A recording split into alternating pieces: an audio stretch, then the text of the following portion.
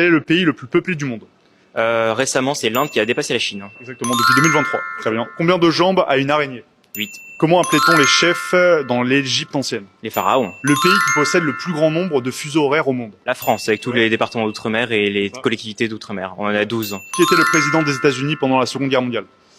Seconde Guerre mondiale, États-Unis. Ah, merde, j'ai Churchill pour le Royaume-Uni, mais alors les États-Unis. Roosevelt? Non, c'était Roosevelt. Hein. Ouais. Roosevelt, très bien. De quel pays le Mexique a-t-il obtenu son indépendance? L'Espagne. Les deux langues les plus parlées en Amérique du Sud. L'espagnol et le portugais. Les chenilles se transforment en quoi? En chrysalide, pur papillon. En quelle année est tombé le mur de Berlin? 89. Dans quel pays se trouve le Kilimandjaro? C'est à la frontière entre le Kenya et la Tanzanie. Qui était Napoléon Bonaparte? Le premier empereur français. Qui a peint la nuit étoilée? Van Gogh. Qui était le premier peuple à vivre en Amérique?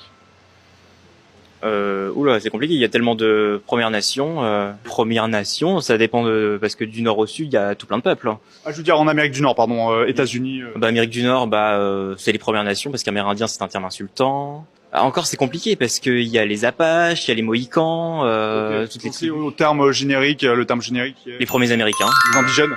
Oui, indigènes aussi, ça marche. C'est insultant. Non, je crois pas. Enfin, du moins en anglais, c'est sûr que c'est pas insultant. En français, je sais pas encore quel est le consensus scientifique là-dessus. Bravo, incroyable. Félicitations. T'as réussi.